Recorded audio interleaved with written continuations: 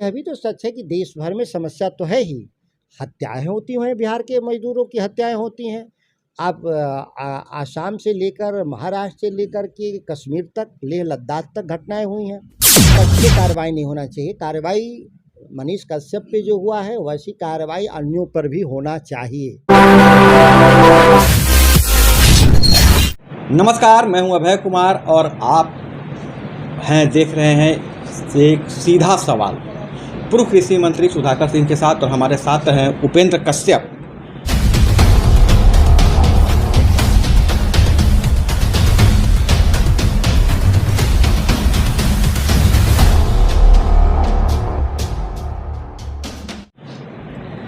बिहार में युवाओं की एक पसंद है, बिहार बेचैन है, एक ऐसे नेता की तलाश में है जो उनकी तरह बातें करे, जो वो सोचते हैं, जो उनके दिमाग में है, और जो अपनी बातों को ऐसे नेता को में तलाश रहे हैं कि उनका जुबान वह बन पाए।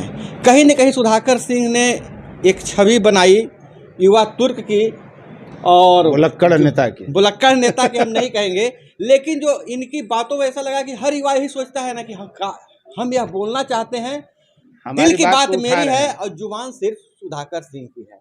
और आज एमएलसी चुनाव में स्नातक उम्मीदवार के लिए जब यह प्रचार प्रसार के लिए निकले, इनके तेवर में जरा सा भी कमी देखने को नहीं मिली। तो क्या यह जानबूझ के कर रहे हैं या इनका नेचर ही ऐसा है? हम बात करेंगे। नमस्कार सर। नमस्कार सर। मेरे सवाल आप सुन चुके हैं। राजनीति में कोई भी काम जानबूझकर करना चाहिए, अनजाने में नहीं करना चाहिए। आज की राजनीति क्या है, लोग बयान देते हैं और फिर जब दबाव बनता है तो लोग मुकर जाते हैं, और शब्द क्या इस्तेमाल करते हैं अनजाने में। मैंने कहा, मेरा कहने का ये मकसद नहीं था। मीडिया ने गलत अर्थ लगाया।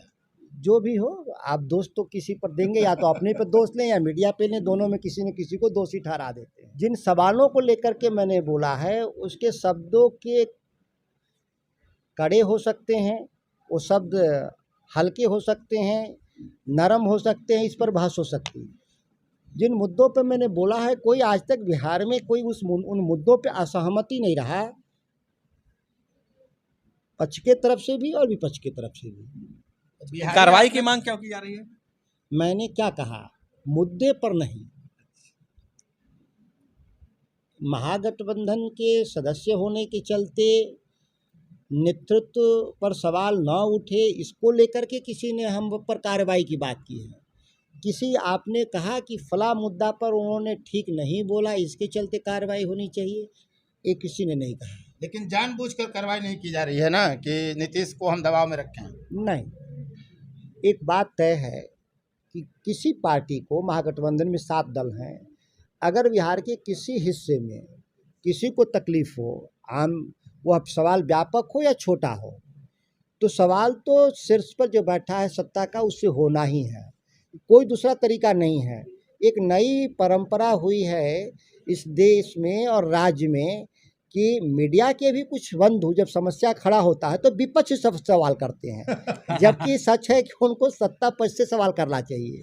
विपक्ष तो मुद्दे उठाने के लिए है ही, उस संविधान में उसको लिखा है कि सवाल उठाएंगे। लेकिन ये तेवर आप में आता कहाँ से है? आखिर पीछे कोई तो ताकत है जिस कारण आप नीतीश को खुली चुनौती देते रहते हैं।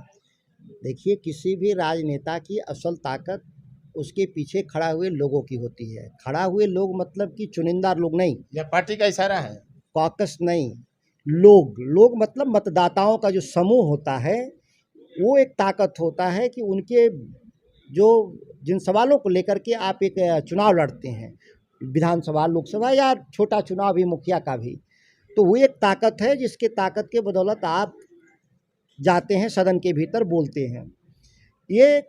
यही असल मैंडेट भी है बोलने का। इसमें कोई नहीं कह सकता कि किसी के इशारे से। रह गया बात कि जो मैंने बोला, अगर पार्टी के नीतियों के अनुकूल है तो आप फिर सवाल कर सकते हैं कि नीतियों के अनुकूल है तो पार्टी का इशारा है। अभी आपने कहा मंच से कि बिहारी देश के विकास में योगदान दे रहे हैं और बाहर में जाते हैं तो पीटे जाते हैं, तो ये सच मान रहे हैं ना कि इस तरह की घटनाएं होती हैं? देखिए, मैं कह दूं कि सच नहीं है तो मेरे व्यक्ति के तौर पे अक्षम्य अपराध होगा मेरे लिए। और किस राज्य में नहीं, ठीक है, तमिलनाडु का घटना में जो जो लोगों ने जो दुष्प्रचार किया वो ठीक बात नहीं था, तथ्यों के आधार पे छेड़छाड़ नहीं होनी चाहिए थी। लेकिन यह भी तो सच है कि देश भर में समस्या तो है ही, हत्याएं होती हैं, बिहार के मजदूरों की हत्याएं होती हैं। आप आसाम से लेकर महाराष्ट्र से लेकर के कश्मीर तक, लेह लद्दाख तक घटनाएं हुई हैं, कोई छुपा हुआ बात नहीं।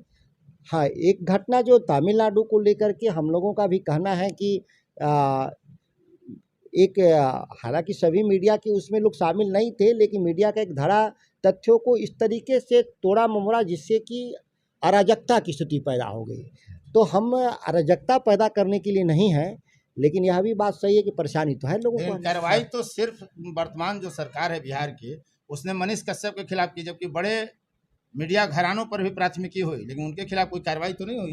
देखिए, एक पक्षीय कार्रवाई नहीं होना चाहिए। कार्रवाई मनीष कश्यप पे जो हुआ है वैसी कार्रवाई अन्यों पर भी होना चाहिए, और इसमें जांच कर करके निश्चित तौर पे कार्रवाई नहीं करते हैं जो लोग जो इसमें शामिल पाए जाते हैं, अगर कार्रवाई नहीं करते हैं तो ये माना जाएगा कि सरकार एक पक्षीय हो गई है। अब इसमें मैं कहा ना कि मैं पहली बार तो मैंने भी वीडियो देखा तो मुझे भी चिंता हुई कि ये इस तरह की पर सवाल उठाने से तो नहीं गिरफ्तारी हुई। अब हम देखिए, मनीष कश्यप को हम फॉलो नहीं करते, देखिए मेन स्ट्रीम मीडिया वो नहीं है। मैं कुछ लोग बिहार के भीतर, या हो सकते वैसे दूसरे राज्यों में भी हों, मैं नहीं जानता, लेकिन ये मेन स्ट्रीम मीडिया के जो असल जो वसूल हैं उसके खिलाफ कुछ लोग पत्रकारिता कर रहे हैं, और वो हमको चिंता में डाले हुए हैं। देखिए, जब आप कोई काम कर रहे हो तो हमेशा इस बात को ध्यान दीजिए कि इसका सामाजिक असर क्या होगा। अगर समाज पर उस खबर का अगर फेक है तो बहुत ख़राब असर होगा। मैं इसलिए कह रहा हूँ कि लाखों लोग तमिलनाडु में काम करने वाले लोगों को रातों रात पलायन करने को मजबूर होना पड़ा, और ट्रेनों में चढ़कर के आने में कई घटनाएं हो गई, हड़बड़ी में चढ़ने में स्टेशन पे हो गया, गिरने से हो गया। तो ये तो बहुत चिंताजनक बात है, और जो घटना हुआ ही नहीं था वो कहा गया। तो फिर बड़े मीडिया के खिलाफ क्यों नहीं कार्रवाई हो रही है? सवाल तो उठेगा सत्ता पर। मैंने ये कहा कि यह तो मैं कहा ना कि मैं व्यक्तिगत तौर पे यह नहीं कह सकता कि कौन कौन इसमें शामिल है। और जैसे कि मैंने यह कहा ना कि आपने जो जब तक लोगों को वीडियो फेक नहीं लगा तब तक तो बहुत लोग शेयर कर रहे थे उसको, ऐसा नहीं था कि वो मीडिया के लोग शेयर कर रहे थे। न्याय की सरकार है जी, और बोलने पर ही रोक आप लोग लगा दे रहे हैं, जबकि आप ये आरोप मोदी पर लगाते हैं कि यहाँ मीडिया बोल नहीं पाती है।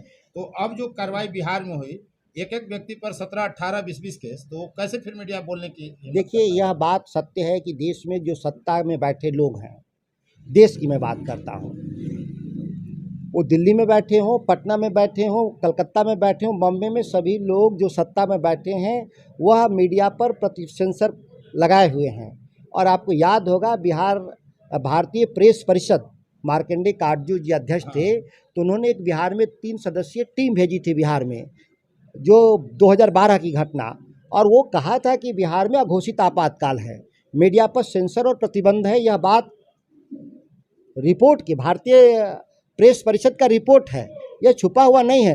किस तरीके से विज्ञापन के जरिए मेन स्ट्रीम मीडिया को अपने मुट्ठी में कर लिया गया। तो वर्तमान सरकार भी कर रही है। मैंने कहा कि वर्तमान और भूत और भविष्य में क्या अंतर है? अभी तो एक ही है आदमी ना। सर, एक चीज मैं और जानना चाहूंगा। सीधा नीतीश पर हमला कर। नहीं, मैंने देखिए, मैंने कहा ना कि जो सत्ता में बैठा उन पर हमला है। नीतीश कुमार से क्या हमको लेना देना? वो मुख्यमंत्री पद पर हमला है, जो पद है उस पर हमला है। मेरा नीतीश कुमार से कुछ भी लेना देना नहीं है व्यक्तिगत तौर पे। सर, अभी पिछले बार जब अब किसानों का मुद्दा उठाए कृषि मंत्री रहते हुए तो बहुत बवाल हुआ।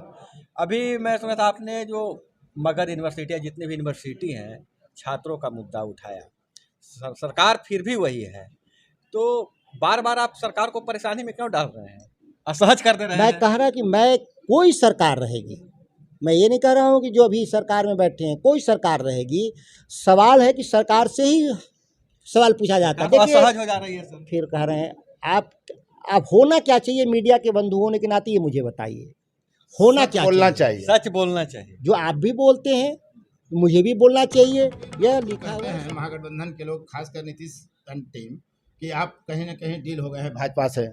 बात देखिए, उन लोगों ने क्या मेरे पर आरोप लगाया ये महत्व तो नहीं रखता, क्योंकि आप मीडिया के लोग हैं। उनके बात का किस मामले में महत्व दिया जाए? कल तक जो लोग भारतीय जनता पार्टी के साथ रह करके इस राज्य की सत्ता को 17 साल से चला रहे थे, उनके पास सर्टिफिकेट देने का अधिकार नहीं है कि मैं किसके साथ हूँ या नहीं हूँ। और राष्ट्रीय जनता दल के मैं विधानसभा का चुनाव लड़के मैं एमएलए बना और राष्ट्रीय जनता दल के घोषणा पत्र के हिसाब से मैंने काम किया। अगर किसी को इसमें तकलीफ और दुख है तो ये साबित हो रहा है कि कौन किसकी तरफ है। सर, चलते चलते हम एक सवाल करेंगे। बिहार में राजनीति में जाति सच्चाई है कि यहाँ जाति ही राजनीति? जहाँ तक मैं समझता हूँ कि यह राजनीति के लिए बहुत महत्व नहीं रखता, और आज के दिन कोई यह भी नहीं कह सकता कि किसी दल का प्रोप्राइटरीशिप है किसी सामाजिक समूह पर, किसी दल का, और ये छलावा है, मैं बता रहा हूँ, या ये सुविधा की राजनीति है जो करने वाले लोग हैं गणित जोड़ने के लिए। आम जनता एकदम अपने निष्पक्ष भाव से मुद्दे के आधार पर वोट देती है। फिर बाद में आप देखते होंगे कि यह लोग आरोप लगाते हैं जो हार जाते हैं। वो किसी राज्य में कोई दल हो, वो भाजपा हार जाएगी तो आरोप लगाएगी कि वहाँ बूथ मैनेज हो गया, वहाँ बूथ लूटा गया, या दूसरे दल। मैं नहीं मानता, जनता अपने हिसाब से चलती है। लोगों को भ्रम है कि राजनीतिक दलों को या राजनेताओं को कि हमारा प्रोप्राइटरशिप है इसे सामाजिक समूह पर और मेरे ही कहने में वोट है, ऐसा नहीं मानता मैं। आपने देखा पूर्व कृषि मंत्री सुधाकर सिंह से बातचीत, उन्होंने युवाओं की बात की, उन्होंने प्रदेश की जो सच्चाई है उसकी बात की, मीडिया पर भी खुलकर बातचीत की। उनसे कई वीडियो आपको इस प्लेटफॉर्म पर मिलेगा। अब तक इस वीडियो में बने रहने के लिए आपको बहुत बहुत धन्यवाद।